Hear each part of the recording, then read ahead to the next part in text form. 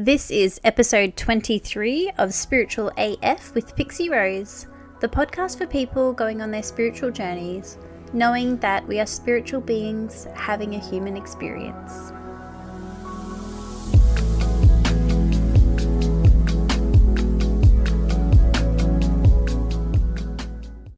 Before we dive into this episode, I just wanted to share with you something I'm really excited about. Beauty by BB skincare range. It is all vegan, all made from recycled materials and can be recycled. It is completely free from toxins and it works. It is so beautiful. So if you're interested in trying out this beautiful range, Beauty by BB, check out my link in the show notes. You can order this whole range and it will be posted directly to you, and I know you're going to love it. Today on the podcast, I have Ilana K. And Ilana is a kinesiologist and host of the Energy Shift podcast. I have come across Ilana through Instagram. We're definitely going to have to meet up in person and I'm sure chat more. But I am so excited to have Ilana on the podcast today to share all of her wisdom about kinesiology and energy. So thank you and welcome to Spiritual AF. Thank you for having me. It's an absolute pleasure. So I love to start with your story and your journey and how you got to doing what you're doing now today. So if you don't mind sharing a bit about that. Yeah, so I worked at Loy Yang, which is now AGL or Loy Yang. What is it? AGL Loy Yang, whatever the hell they call it. Yeah. Which I ended up working for AGL. But I always knew I wanted to work in health. You know, you go to school, high school, and I was really good with numbers and I loved, you know, I was a perfectionist, but back then I loved numbers. You know, I loved, you know, balancing the T's and the, you know, the S's and making sure everything was in check. And I loved numbers and I had no idea what I wanted to do. So I became an accountant, but I ended up out at Loy Yang. And, you know, I still love numbers and everything, but through that journey, I knew I wanted to do something in health or well-being, but I didn't know what. I always thought I would end up being a naturopath. But there was also that fear within me, like, how can I leave this really amazing job that I love? Like, why would you do that, you know? But towards the end of my sort of, I suppose you can say corporate career, something within me was like, maybe you should study something. I just finished my degree part-time. It took me with CPA, which is, it took me 9 years part-time while working full-time. And I got to the end and was like, maybe I should study something else. So I had a really sore ankle and they wanted to do surgery on it. Nothing was working. I'd had cortisone injections. You know, I always had a very healthy lifestyle. Like I used to eat quite well and I used to exercise all the time, probably too much. But my right ankle just could not get it to heal.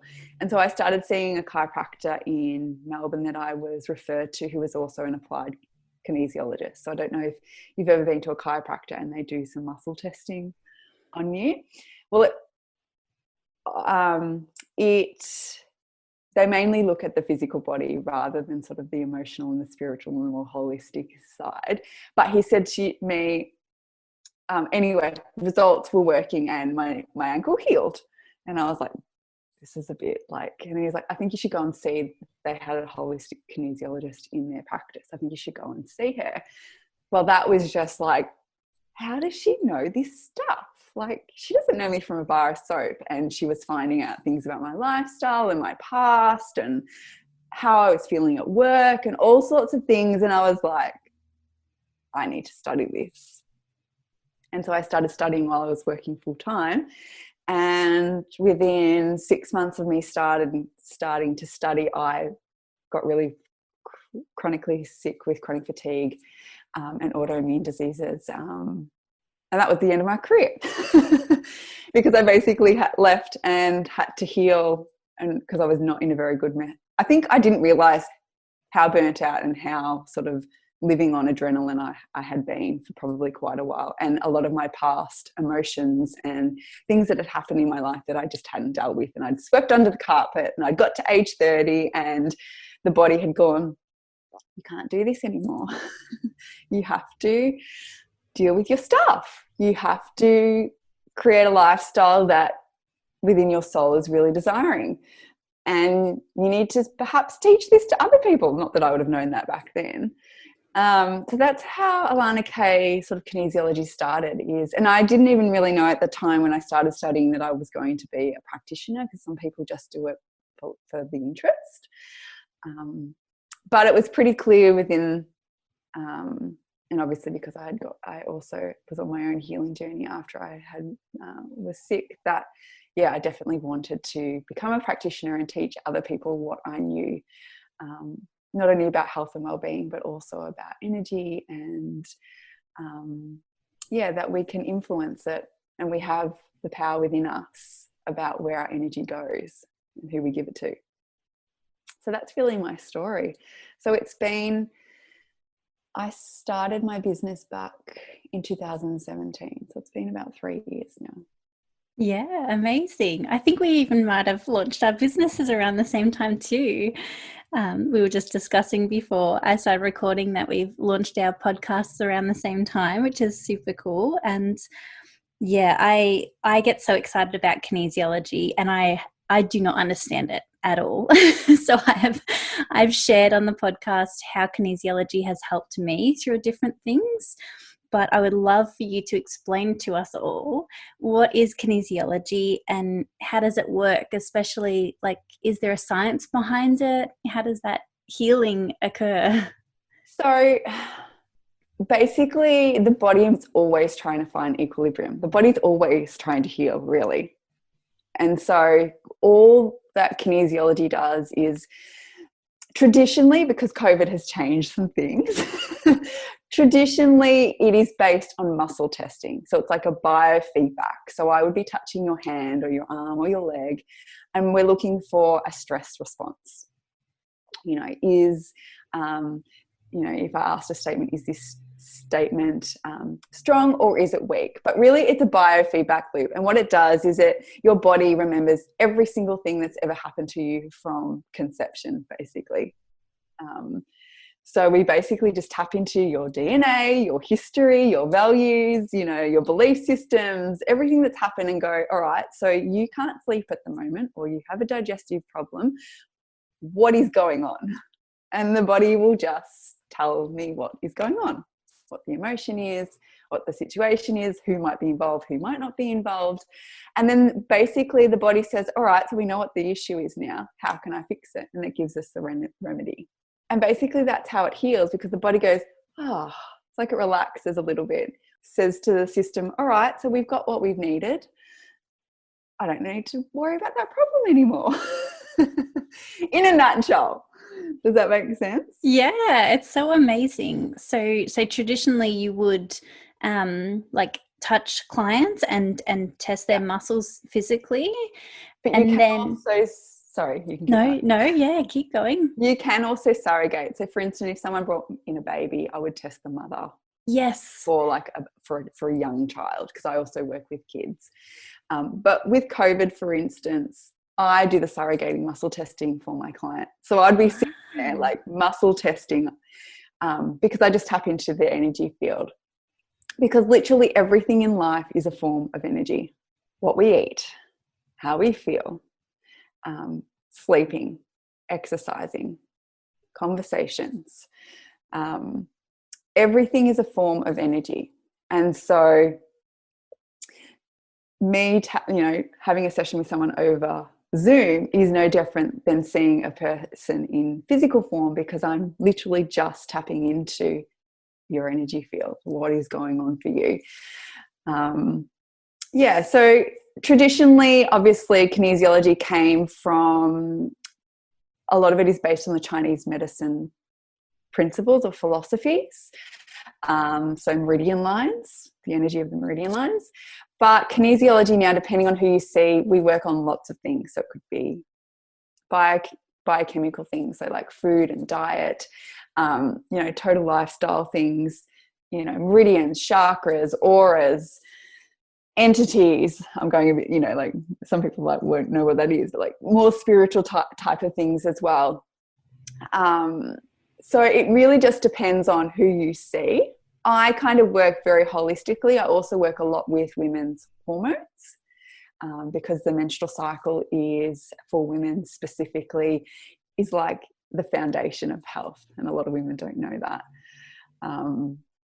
But it really just depends what my client is coming for. But really, it's just a biofeedback system, your body basically bringing to the conscious mind, or to your awareness, what's going on, what the issue is. And once it's resolved, it goes and just magically heals or takes away the pain or whatever it is that you're going through.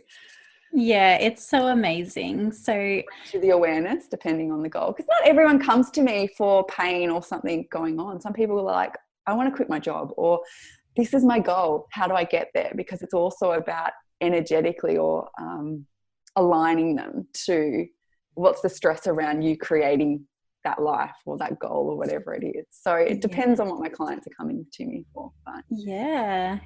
And I think there's so many amazing things that have happened this year, but one of the most amazing things that I believe that this whole thing is teaching us is that everything is energy and we're not bound by the physical. So this has really taught us that we can achieve the same thing without even being in person with each other. So I just think that is amazing that it's been able to be transferred online as well. Yeah, and it means that obviously I can reach, because I do work, I'm in Bayside, Melbourne, but I from Gippsland originally, and I started my business both in Melbourne and Gippsland when I originally started. So I have quite a huge following down in Gippsland, and some of them that were like, oh yeah, cool. Like some were easy. They just like, and some of them were, I don't get how that would work. But yeah, it basically, I could, anyone in the world, because it's just a form of energy. If they need it, they'll receive whatever. And I really believe that, and you're probably the same. You receive what you need for the day. Yes, very much so. So I had never heard of kinesiology, and after I had my son, that was like my biggest sort of spiritual awakening, going through a transformation of the mother, and just there was so much that came with it. But a big part of our journey was mainly through food, and my little baby had all of these health problems. So from an early age, people were sort of saying he might have colic or something, and then at 4 months old we ended up in hospital, and it turned out that they were saying it's pretty much a cow's milk protein intolerance. Yeah. And so we went off like dairy and soy and started this massive like health journey, because he had so many reactions to so many foods. And after a couple of months, or maybe even a year into that journey, someone suggested to me to try kinesiology, because both me and him were having health issues. So we'd gone from eating, I was eating the things that I was used to, right? Like cow's milk and that sort of thing. And then switching over to almond milk. And suddenly, eating more nuts and more things that I wouldn't normally eat. And I would just have like terrible bloating, and like my gut health, just like, I know that I would have had bad gut health before then, but I feel like it's really masked, when you're just used to it. And then you change things up and you're like, oh my God, this is horrible. So someone suggested for me and him to go see a kinesiologist. So, and yeah, it was like, we've been battling for like a year with food and health. And I think in the end, we were told that, like for me especially, that the body didn't recognize these new foods that I was putting in. So it was like a communication of just like, oh no, these foods are okay. Like it was basically that safety net. Your body needed to know that these are safe foods. And sometimes there's a sabotage around it. Like consciously you really want to eat healthy, but unconsciously the body's like in a reverse state that goes, don't know how to deal with that. Yeah. Or because you felt like you didn't have the choice, or the body felt like you didn't have the choice. Like does that make sense? And so then you have to balance that aspect of you feeling like I have a choice in my health and well-being, not it's just been ripped away because Exactly. the situation changed because of my son and his allergies. So it's, yeah, it can be really interesting what can come up. And some people, like, they would never have thought, because a lot of people don't think about energy in a sense that it's also the soul. Yes. We have a spirit. The spirit quite often needs the healing, or the soul Yeah, needs the healing, or needs the definitely. safety, not the physical form. And so once we deal with that, the problem disappears. And they're like, Yeah, but what did you do? it was like that one session, and yeah, pretty much all that gut health stuff just disappeared, and then obviously we sort of continued on our health journey, and have a completely different lifestyle within that. And I believe you're a big advocate for whole foods and healthy eating, Yes. because everything is energy, and what we put into our bodies and on our bodies is so important. Yeah. And then the second thing that I went to a kinesiologist about was I had a block with money. And Oh, yeah. I was kind of in a what do you call it, like Not feeling worthy. yeah, I The big one. couldn't bring in money into my life, and I hadn't had that problem before. Yeah. And then suddenly I was at this different stage in my life where I just had this big block around money, and I couldn't seem to bring in enough money, and I just felt like I was just really, really battling with just like every day, living week by week suddenly. And I was like, Yeah. what's happened there? So again, like seeing the kinesiology for that, gone from such a physical problem Yeah. to obviously more of a, would you say, emotional or mindset problem? Yeah, it's probably a combination of mindset, emotional, even could be spiritual too. Like, yeah. So yeah, money can be a big one, and it can be a block for a lot of people, because when you do find yourself, like things like even this year, like Corona, where money's been just taken away, it can bring up old triggers around not being worthy or not being able to have enough. It can also bring up triggers from your childhood, like what were your parents like with money? What does money represent for you? Like we don't often take the space to think about these things either.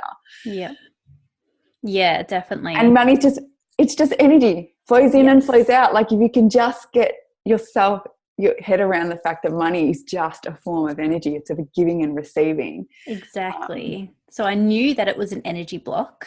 Yeah, I knew that it wasn't just like even though my physical lifestyle had changed, becoming a mother and not being able to work and that sort of thing, there was work in the sense of, that traditional style job that I had before I became a mother.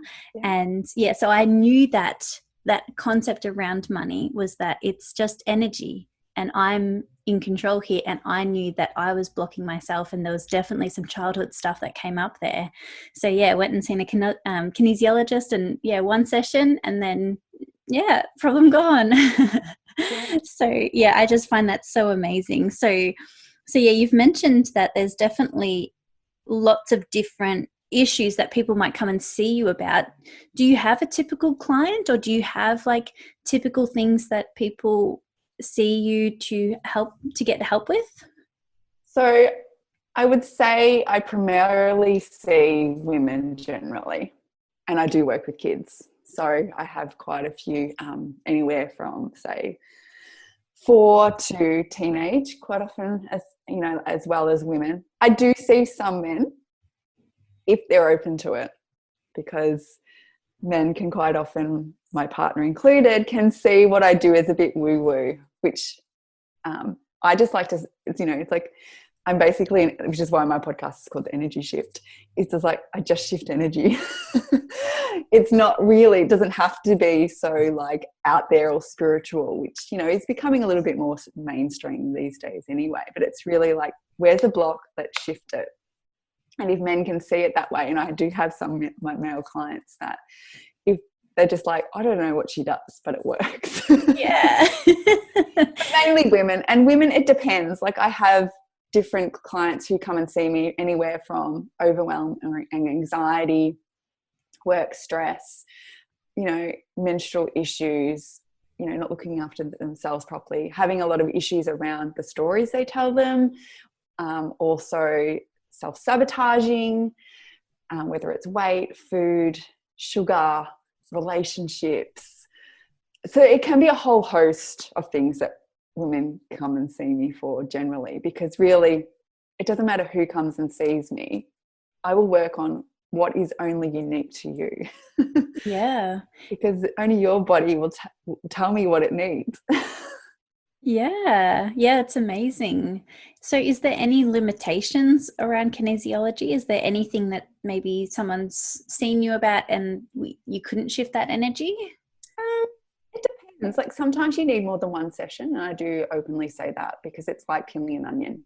But because I'm usually just working on energy, it usually, I haven't really seen any clients that hasn't had a shift in some form. Or they don't necessarily get it now, but then they'll text me like 3 or 4 months later and be like, oh my God, I know what you were talking about now. Because the body will just bring up what they need to hear for today, what they need to heal for today, whether it, usually consciously, but sometimes it's not consciously. They have to sometimes have that processing time. It just, I suppose, if you're willing to see where it takes you, then you'll get the results. Yeah, definitely. Just be open to it. Yeah. And I feel like that's a really big part of the, money exchange. Even I was seeing posts on Facebook about, people saying, oh, you shouldn't charge for this over, but there needs to be an energy exchange of some sort, I believe, and to offer a service and to pay money. Like, who is going to pay money for something and not want it to work? You know what I mean? Like, there's that exchange of, okay, I'm going to give you this. And yeah, does that make sense? Absolutely. Do you have any thoughts around that? Well, everything in life should be a give and receive, really. I'm offering a service. So, you're willing to show up and you're willing to obviously pay me for whatever it is that you need, then on some level you're going to receive whatever it is that you are seeking. Definitely. Yeah. It may not be all at once, but like, as I said, the body will only give you what you need for today.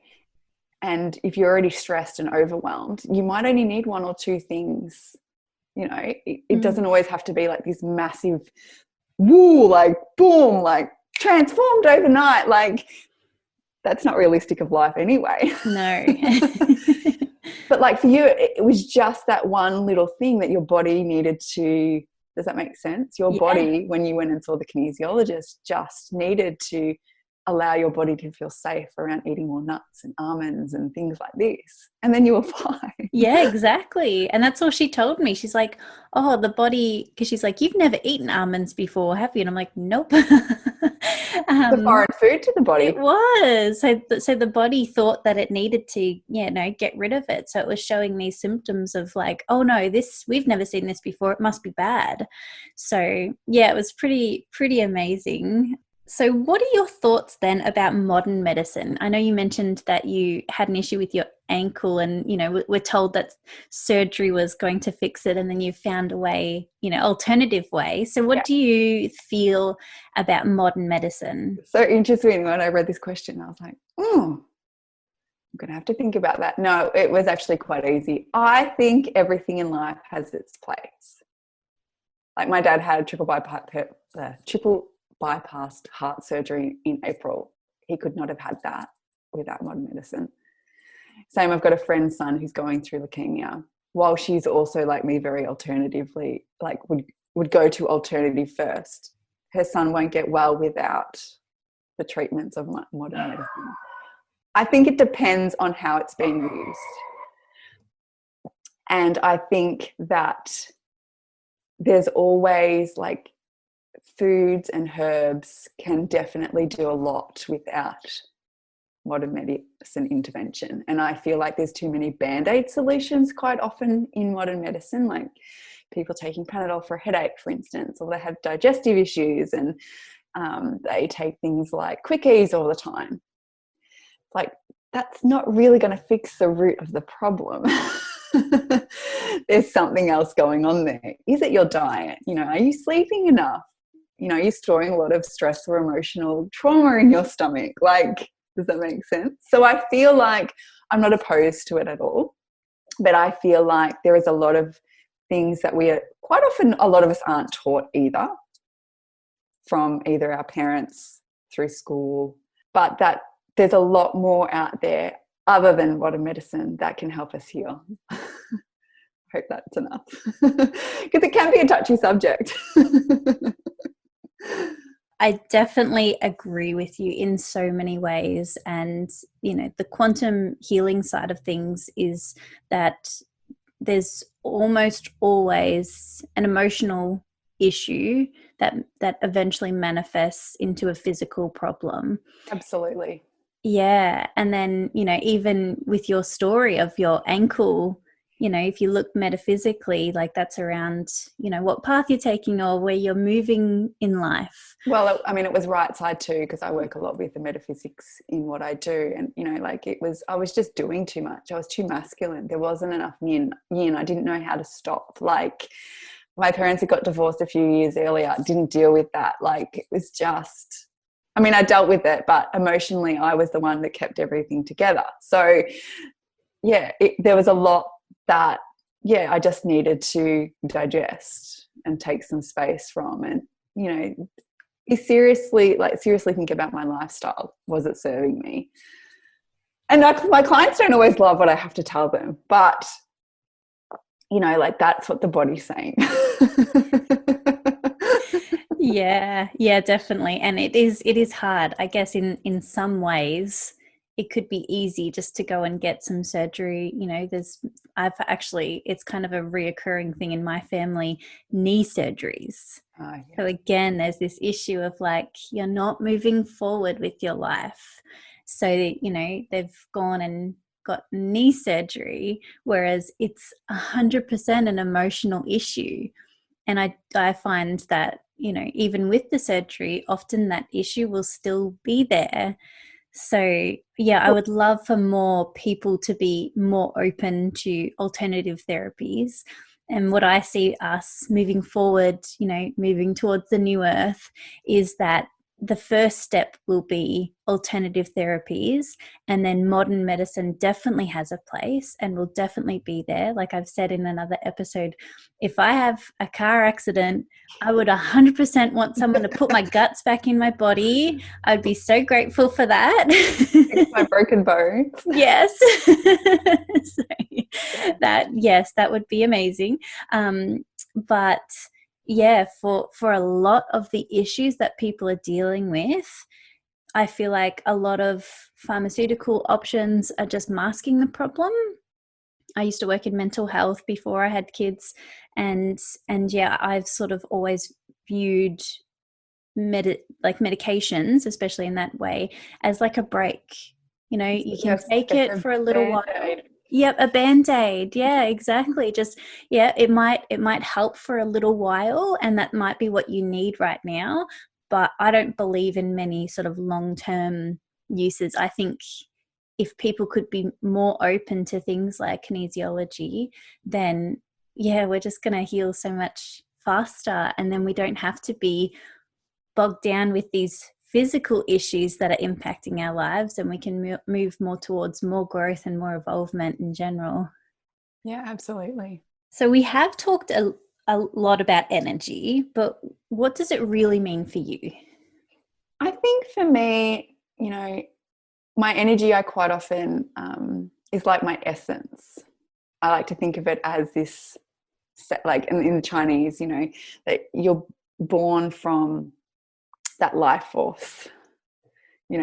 We're created, egg and sperm is basically, that creation of energy coming together, really.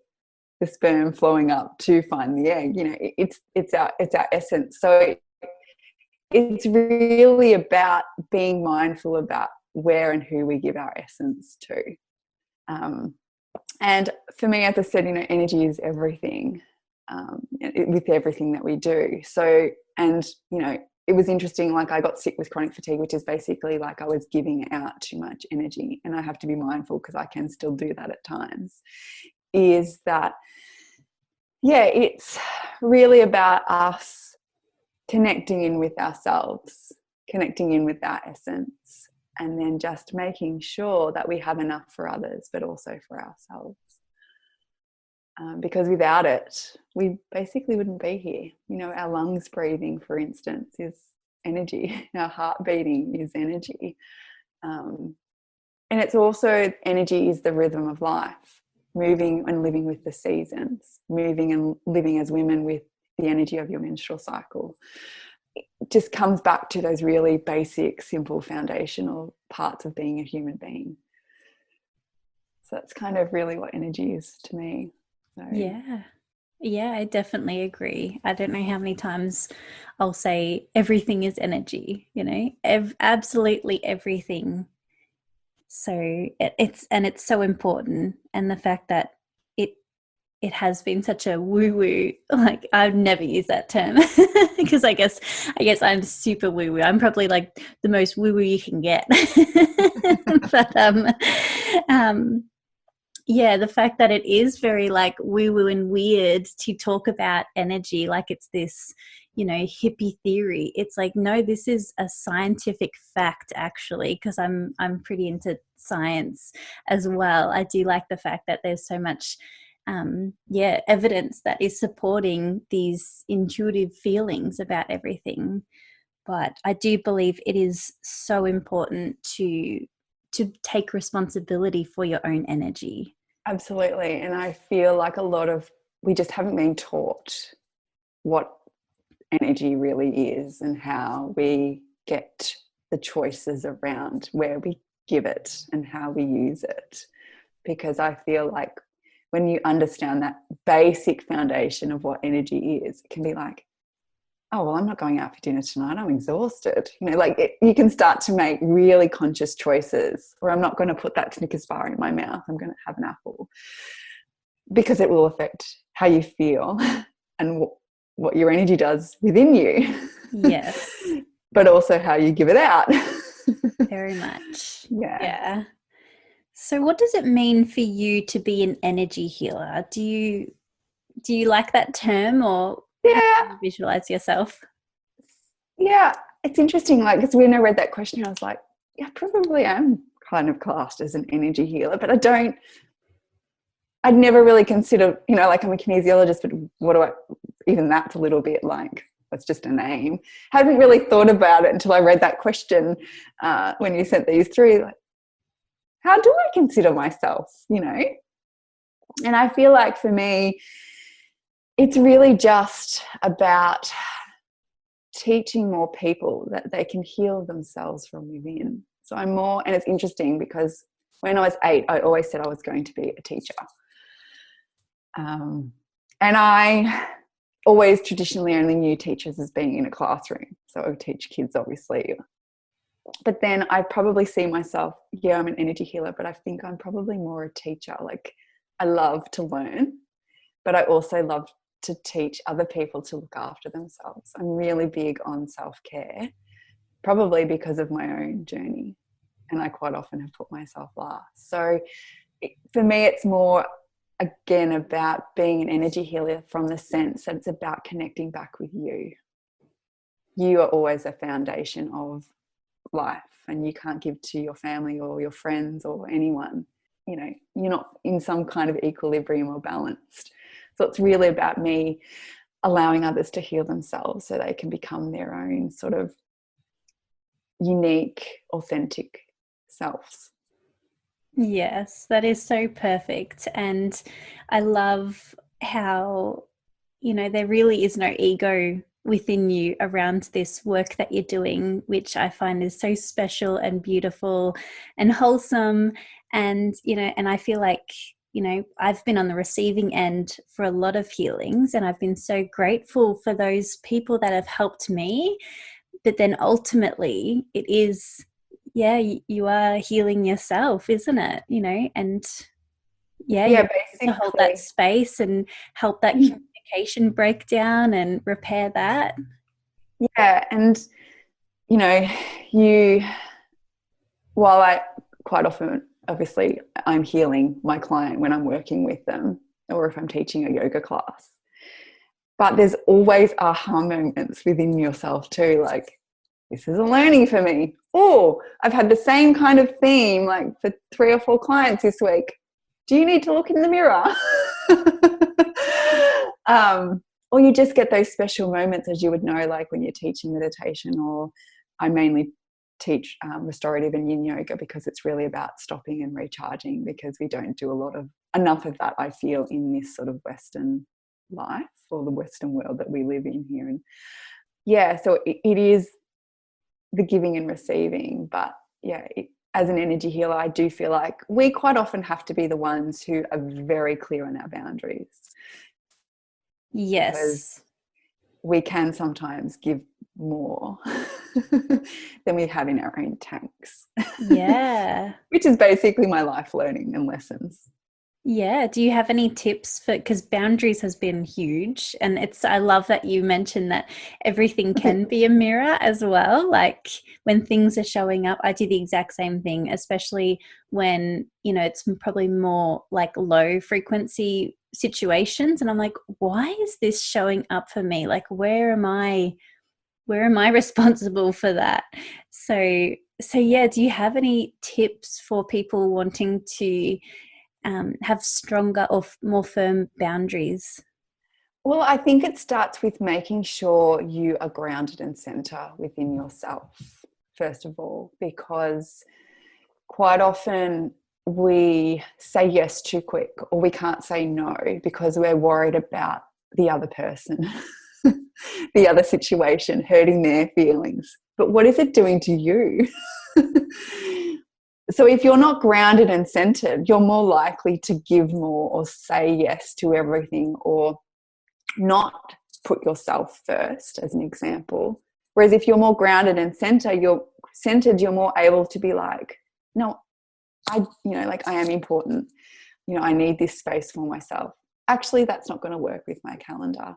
So I really feel like it does come a little bit like what you're talking about, that self-responsibility, but making sure that you're saying or doing whatever it is also that you're doing for the right reasons. So again, it's that internal work, your self-work quite often is what needs to happen if you want stronger boundaries, because it's in what you're telling yourself that quite often is part of what's going on. So yeah, because I had none, which was part of my story and my journey. Is I was a people pleaser. I was a perfectionist. I would put everything else before myself, and I had very little I did self-care, they still probably wasn't really what I needed until I started to do the internal work and be like, aha. So that started because I was bullied at high school and primary school. So I felt like I had to please everyone. And it wasn't until I had the awareness of what was going on that I could change my habits around boundaries. And they can happen really quickly when you know why it is. It's like, why am I doing this? What's the why almost? Yeah. Oh, yeah, definitely. And this is, I actually run a whole course. It's called Discover Your Intuition, but it's pretty much around teaching people how to reflect and teaching people how to get grounded and centered, teaching people how to clear and protect their energy, because the intuition's nearly impossible when your energy is just all over the place and all mixed in with other people.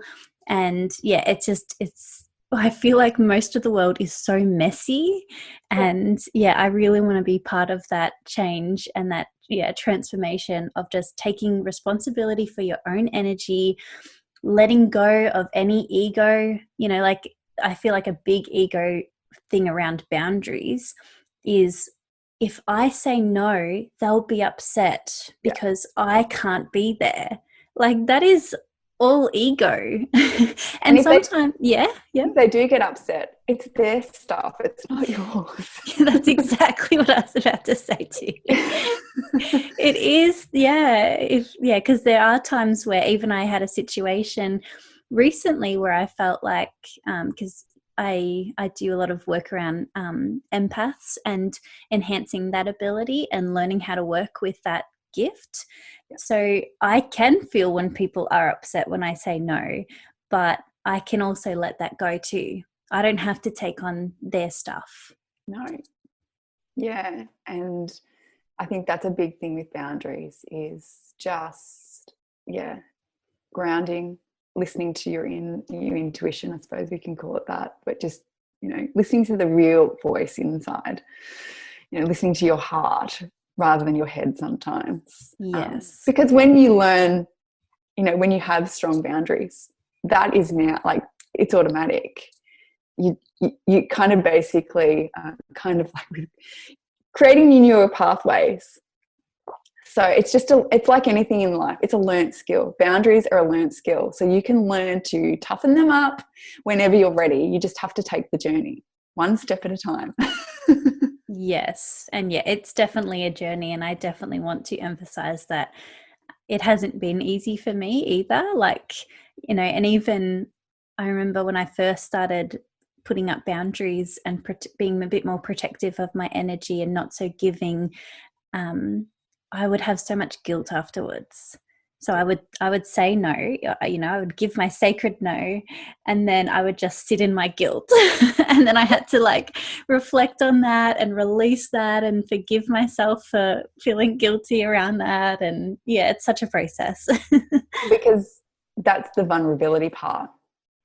And that's part of the boundary process is we have to sometimes sit in the uncomfortable. That's part of the healing process. Yes.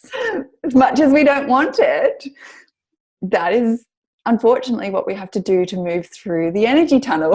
Yes. There's through the emotional tunnel. Yeah. There's a beautiful quote. It's something like, it's from the universe. If I didn't make you uncomfortable, you would never have moved or you would never have grown. Absolutely. So important to sit in that discomfort. Yeah. So what is one thing that you believe everyone could start doing today to begin taking responsibility of their own energy? I think it would be I would probably say it would be to go outside and just take 10 minutes to ground without devices.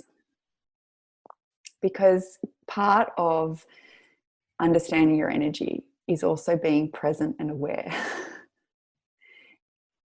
You can't, not necessarily shift your energy, but you won't know how to if you can't be grounded and be present with yourself. It's like part of the changing of cycles. But I think to put, I have started since COVID, I'd go outside most days and put my feet in the grass or put my feet in, because we live close to the beach. We're very lucky. And I just feel like that in its sense is like a refuel, an energy refuel.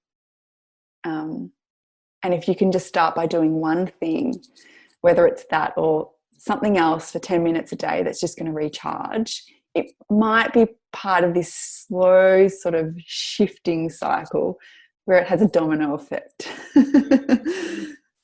Yes. And I often call myself a workaholic, and we were talking before I started recording about how many things that I've got going on and needing to make sure that I take that time to stop and realizing that I'm probably going to have to let something go, even though I love what I'm doing. But that's been a massive lesson for me. And I'm sure, there's a lot of people out there that can resonate with that. One thing that I've kind of been nerding out on is Ayurveda. I don't know if you've Yes. And you mentioned that needing to ground, and then that flows on to the next cycle. So if you want to be like, I love being creative, I love being energetic and having energy to do lots of things. But if you don't take that time to ground, you don't get that creative flow. You don't get that energy. Like, you just get burnt out. Yeah, it's basically, pausing, finding a moment in your day to just be and pause is kind of really the essence of taking care of your energy, because we can't give if the cup is empty. We want to give from an overflowing. But if you keep saying, I don't have time, there's too much on my schedule, I'm a busy mum. It's like, yeah, but you're always going to be those things. 10 minutes is what's going to recharge you to, get more done, or have more creative flow, or just give a little bit more to yourself to, shift your perspective. Yeah. That's what's really important for reserving and, for your energy each and every day. Yeah. And you mentioned stories that people tell themselves. That Mm. is a big fat story, isn't it? I don't have time. Beliefs are huge. That is the It's like biggest story. we all have time. We just have to make the time for what's That's important. right. Yeah, just got to prioritize what is important. Are you not important? Then there's there's a whole lot of lack of self-love there if you're not prioritizing even just 10 minutes just to ground your energy. Yeah, Mm. absolutely. So speaking of nerding out, I mentioned the Ayurvedic. What's something that you nerd out on? Is there anything that, whether it's to do with the work that you're doing now or something completely different? Is there anything that you just, yeah. So at the moment, I'm doing a 6-month women's hormones and fertilities, I suppose I could, apprenticeship, sort of like coaching course. Well, it's for practitioners. Yeah, I'm just in love with, we as women, we have basically a week in our cycle every month to pause, but a lot of us don't. When we bleed, we're not supposed to run marathons and cook dinner even. Like it's a very Ayurvedic thing to, the first 2 days of your cycle is not to cook, for instance. Yeah. But so many women, we're never taught this. We have every 4 weeks of our menstrual cycle, whether you're bleeding or even in menopause, they have a cycle too still. We have a different energy. We have a different season. And so that's what I'm nerding out on at the moment, because that's I'm really passionate not only about teaching women around energy, but also how their menstrual cycle and our menstrual cycles as women plays a huge part and role in that. Oh, yes. I've done a whole podcast episode on cycling with the moon, and it's so important. And it's amazing how many women are still so disconnected to their cycle, and how some women, they still have shame around it, and so many misconceptions. And that's amazing that you are going to add that to your list of skills and help people heal from that, because that would definitely be a lot of healing around the oppression of women, I would say. Absolutely. Yeah. And also the stereotypes, that a man's world, kind of all of that feminism as well, that kind of rolls into it. And, quite often it starts with, your monarchy, like how was your first period, and it stems from there. So it can be huge healing, especially if you've had a lot of menstrual issues from day one. Yeah. But really transformative. I've worked with quite a few women who come to me with crippling pain, and within, depending how long, some clients work with me for a number of months and then they don't have as much pain or none. Yes, exactly. And I've mentioned it in a couple of episodes, but it is not normal, and we should not normalize period pain.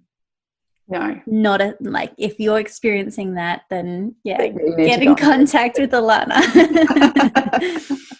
Yeah. Yeah. Oh, so amazing. So what is one thing that is lighting you up about your business right now? I know you've got a couple of things going on too. Yeah, so I'm obviously studying, but which I wanted to do earlier in the year, but it just didn't happen because lovely COVID restricted a few things that I wanted to do. But I'm actually at the moment working on creating like a women's sort of self-care nourishing subscription, or membership really. So it'll be a month, basically like a sisterhood, where women can take the space, whether it's 10 minutes up to an hour and a half, depending on the classes, some live classes, and a library of pre-recorded meditations and yogas and a few other things, where they have this place, this sisterhood where they can find that 10 minutes, that 20 minutes to do a yoga class or a meditation or one of my moon events or whatever it is that we have going on within the month. So I'm really excited about that because, it will be at an accessible price for that all women could basically would be able to access, because some clients, sometimes they might not necessarily be ready to see me in person, or they may not be able to afford it right away, but they'll be able to access me through the membership instead. So I'm really excited. That's coming out mid to late January. Yeah, it sounds amazing, and yeah, so necessary and so needed. Oh, how exciting. And we can definitely put all of your links in the show notes so that if people do want to get on your subscription and make sure that they don't miss out, then yeah, we can definitely do all that. So what is something that you do to lift up your vibe when you need an energy boost? So I teach yoga nidra meditation, and it is probably my number one go-to because of my background with adrenal fatigue, burnout, chronic fatigue. I can still at times, and depending on where I am in my cycle as well, I do quite often can get to the afternoon and it's like, all right. And nana naps are in, by the way. So it is actually, Europe has a siesta in the afternoon for a reason, because we're actually supposed to go and have half an hour rest. I will go and do usually a yoga nidra meditation for half an hour, or it could be restorative yoga. They are my go-to energy recharges, which is why I teach them, because they are my go-tos. Yeah. They're easy, and they don't, like yoga nidra meditation, you just lie on your back or lie on your bed or on your couch and listen. And then you'll wake up and you do feel recharged. So yes. Yeah, definitely. Yeah, that's so good. Because even I was thinking about this question myself, and often there's a lot of discussion around, if you're feeling low, then put on some music and get yourself dancing. Even if you don't feel like dancing, just force yourself to dance. And I've never resonated with that. I think sometimes that helps, but often for me, when I feel that, I'm like, oh, I need to take a nap. Or yeah, I need to go to a yin yoga class, or I just need to meditate. It's not this forcing of this raising. It's actually being down there and not feeling like that's a negative space. No. And I certainly around ovulation, so that's real summer peak period of my cycle. Yeah, sometimes I'll go for a walk in the afternoon instead, because I was like, actually, I could probably just need to move a little bit more. But there's definitely kind of autumn, the week before, and then the week of my period, I don't want to do anything. Yeah. If anything, I want to retreat and just give to myself, have that quiet time. Yeah, definitely.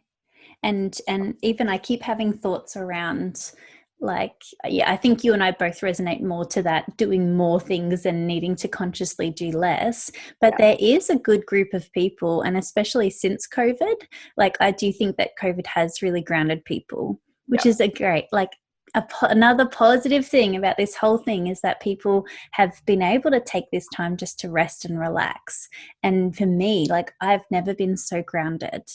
Getting grounded was a real challenge for me before this year, and now I'm just so naturally grounded. It's bizarre.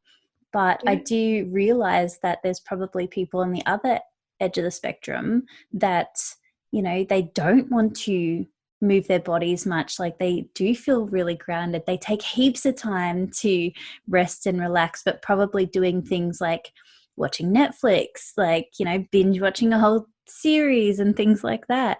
So what would you say for anybody who's probably relating more to that side of the spectrum? So people that are already very grounded, is there any tips on how they could, because again, there's probably stagnant energy that's not they're not wanting to get moving because the energy's stagnant. So is there anything you could suggest to people to get things moving if they're feeling a bit stagnant? Well, for me, when I feel stagnant, I walk because that gets my mind, right, left brain going. Like when you're stagnant, it's quite often because there's a blockage somewhere. But for me, it's usually walking. And, you know, you did say stagnant, so some people might not want to go and walk. But I just find if you're stuck and stagnant, usually you need to move. Like if you are stagnant and you're watching Netflix and you don't have the motivation, it's usually because you are stuck in that energy of the stagnant. So in order to shift it, you actually need to do something. Move, breathe, make a really gorgeous dinner or lunch. Like you need to, does that make sense? You need to do something that brings you joy. Maybe it's watching, if you are watching Netflix. I used to, because with chronic fatigue, I had a period where I'd watch comedy. So whether it's a funny movie or actual comedians, if you're feeling that stuck, or watching a Netflix or a documentary, on YouTube, that's really inspirational. Sometimes I can feel stuck and stagnant and I don't want to do anything. And then I watch someone on YouTube or I watch a funny movie and I'm back.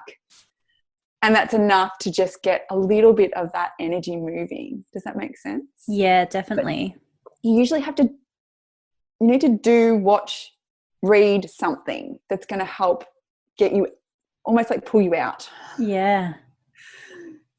So I guess if it's a challenge to get grounded and to stop, then, take on that challenge. And if it's a challenge to get going and stop relaxing, because there's definitely people in my life that love relaxing. They could, that's their perfect day, is just spending it in front of the couch. My partner's is just watching Netflix. That's all he ever wants to do. It drives me bonkers. But anyway, he does work on his feet every other day of the week, so I do understand why. Yeah. But yeah, it's either grounding yourself or finding something that's going to just help sort of move.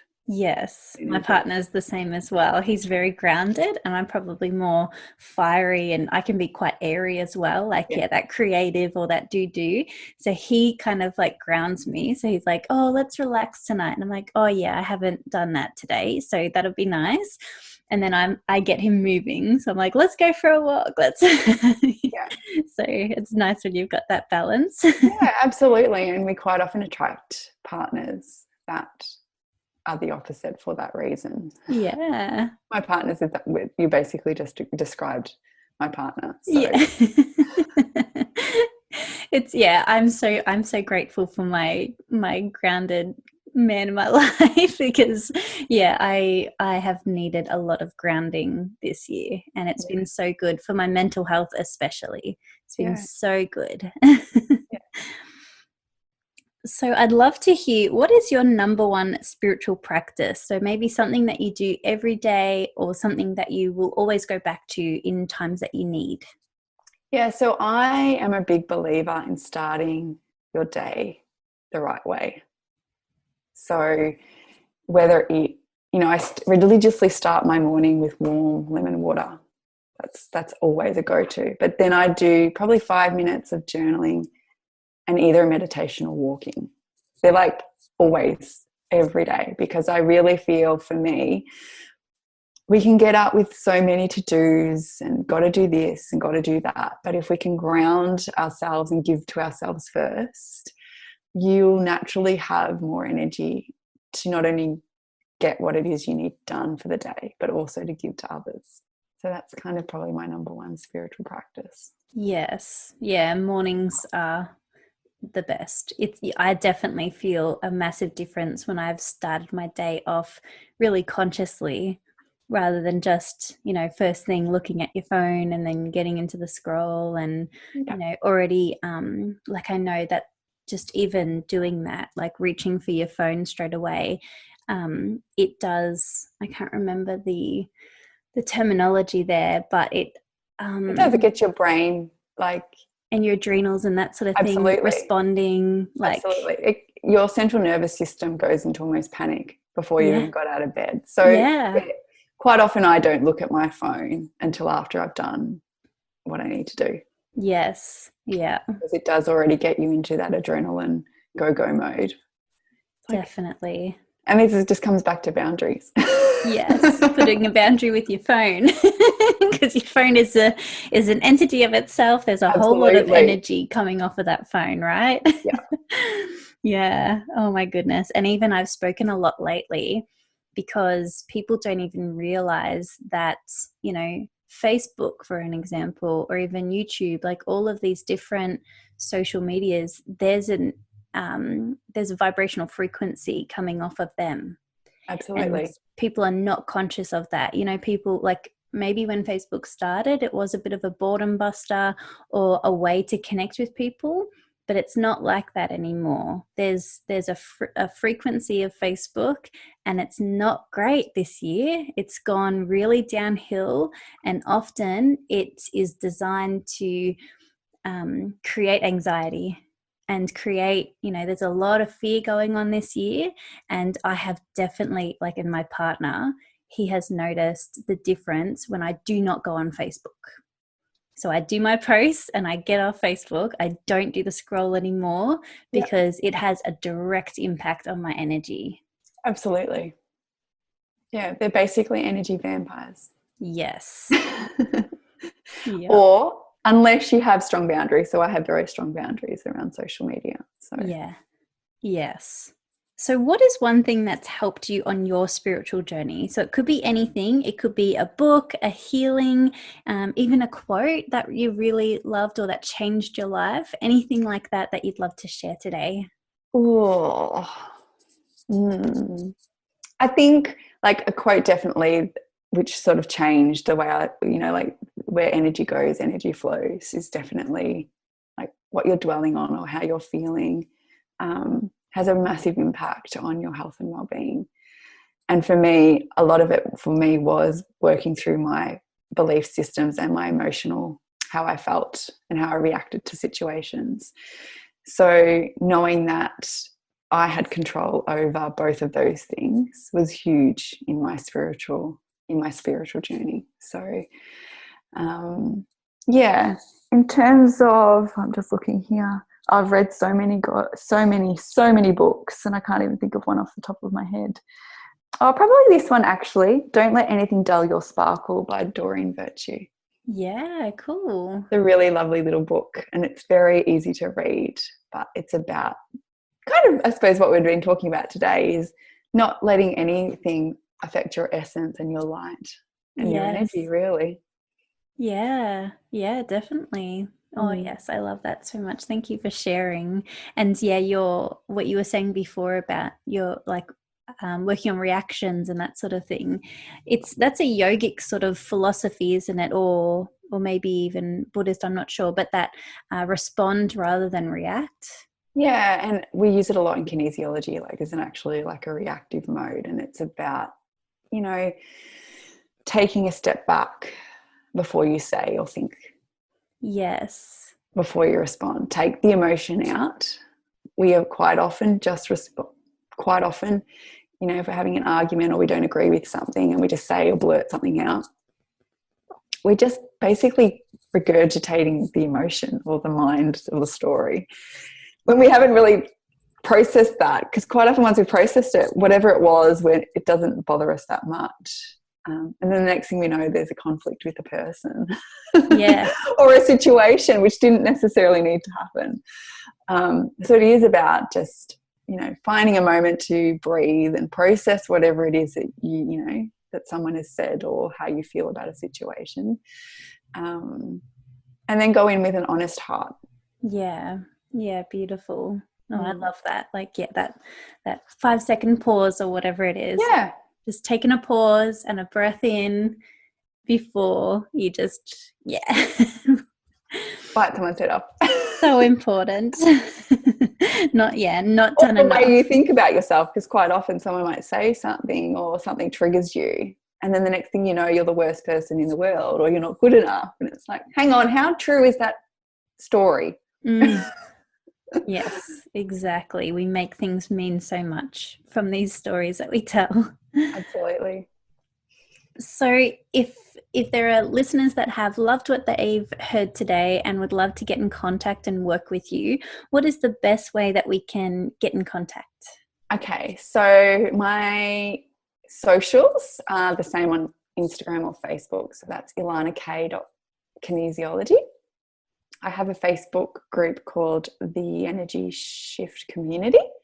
And then I obviously have the podcast, which is the Energy Shift Podcast. And then my website is www.ilanak.com.au, which the old one is there, but my new one will be there in a couple of weeks. So that's really exciting. Beautiful. And I will definitely link all of them in the show notes to make it super easy for people to start connecting with you and start healing if they've never tried kinesiology before. Cool. But thank you so much for this amazing conversation. I've enjoyed it so much. I love talking about energy. So yeah, so excited to make this connection with you. And yeah. It's my absolute pleasure. It was really, really fun. Thank you. It's nice that we were able to actually talk about a subject that isn't so woo-woo. Yes.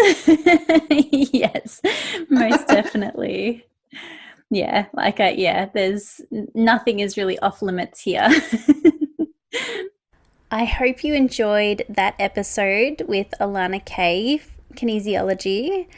And if you haven't tried kinesiology, I would highly recommend giving it a go if you've got any issues or if this episode resonated with you in any way, because it is truly amazing. There are so many alternative healing modalities, and I absolutely love learning all about all of them. Remember, if you enjoyed this episode, be sure to follow this podcast on your podcast servers, whether it's Spotify or Apple, Google Podcast, whatever podcasting site you're listening to this podcast on, whatever you're listening to Spiritual AF on. We release new episodes every Friday for more interdimensional conversations on all things life, death, and everything in between.